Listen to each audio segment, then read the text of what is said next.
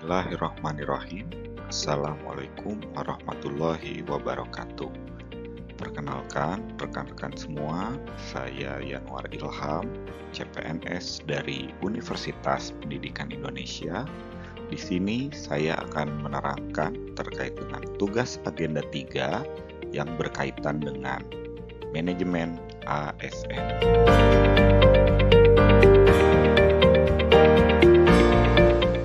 Pertama-tama, saya akan menerangkan terkait dengan isu atau kondisi saat ini yang terjadi di unit kerja saya. Ada beberapa permasalahan atau isu yang telah kami alami dan coba saya analisis. Yang pertama adalah berkaitan dengan nilai profesionalitas, yang mana profesionalitas ini tercantum di dalam asas manajemen ASN. Terdapat isu mengenai dosen yang terkadang merubah waktu perkuliahan yang tidak sesuai dengan jadwal seharusnya dikarenakan kepentingan pribadi. Kemudian terdapat juga isu yang kedua berkaitan dengan nilai efektivitas dan efisiensi, yaitu terdapat isu mengenai migrasi pengisian sistem pembelajaran online terpadu atau kami mengenalnya dengan istilah SPOT yang mengharuskan dosen untuk mengupload ulang rencana pembelajaran studi yang mana hal tersebut tidak melalui mekanisme sosialisasi yang jelas. Kemudian untuk isu yang ketiga adalah berkaitan dengan nilai kesejahteraan. Terdapat isu mengenai bobot honor mengajar maksimal hanya 12 SKS setiap dosen. Namun, pada realitanya, dosen terkadang mengajar lebih dari 16 SKS dan 4 SKS yang berlebihnya tidak terhitung menjadi honor yang dibayarkan.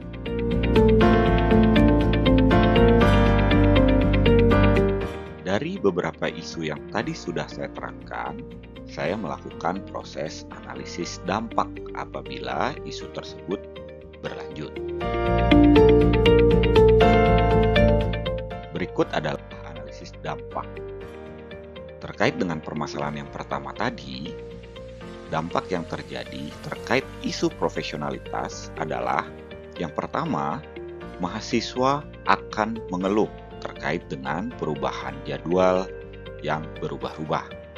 Kemudian yang kedua, tidak terciptanya nilai berorientasi pelayanan, yang mana berorientasi pelayanan ini adalah salah satu core value dari ASN.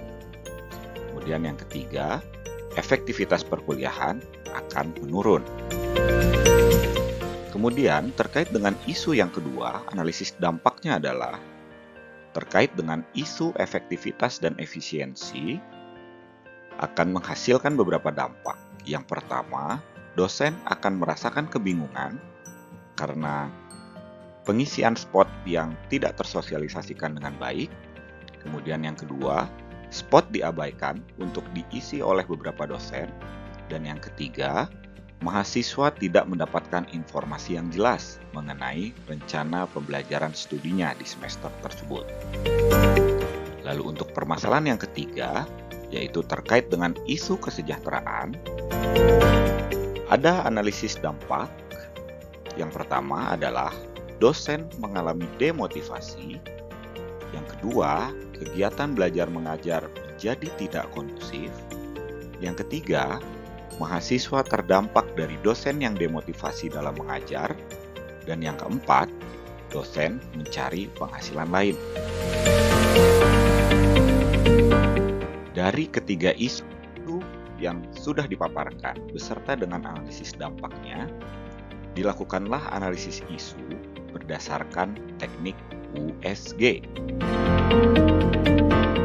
Untuk melakukan teknik analisis isu USG ini, diukur menggunakan skala Likert, yang mana terbagi menjadi 5. Untuk poin 5, berarti sangat sesuai. Poin 4, berarti sesuai. Yang ketiga, cukup sesuai. Dan yang kedua, kurang sesuai. Dan yang kesatu adalah tidak sesuai. Poin ini akan digunakan untuk menilai seberapa besar dari dampak yang dihasilkan oleh isu-isu tadi, yang kemudian akan kita klasifikasikan menjadi beberapa prioritas, yang tentunya akan kita ambil salah satu dari prioritas isu tersebut. Berikut adalah hasil analisis menggunakan teknik USG sesuai dengan tabel berikut ini.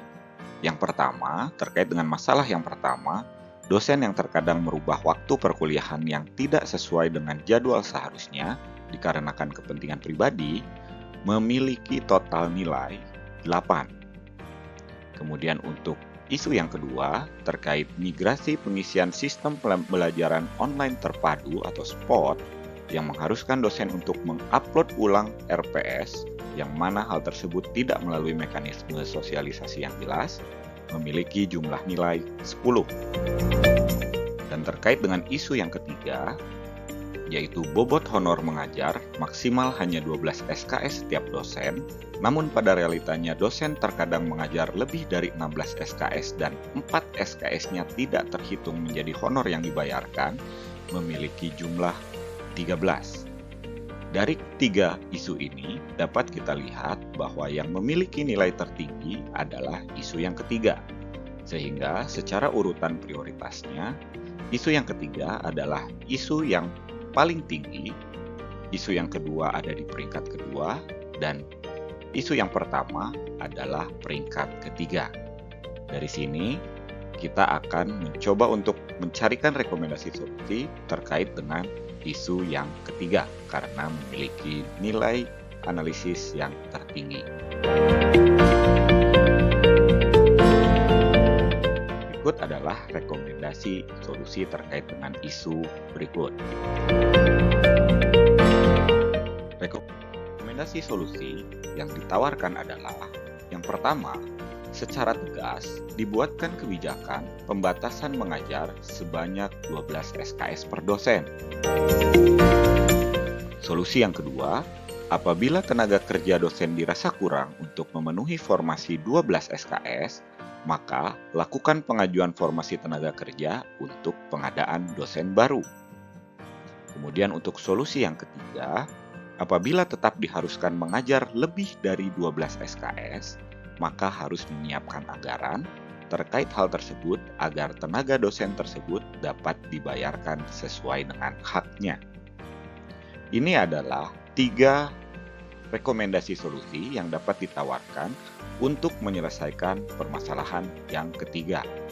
Mengingat dampak dari isu tersebut memiliki dampak yang cukup besar. Terima kasih. Sekian dari saya. Assalamualaikum warahmatullahi wabarakatuh.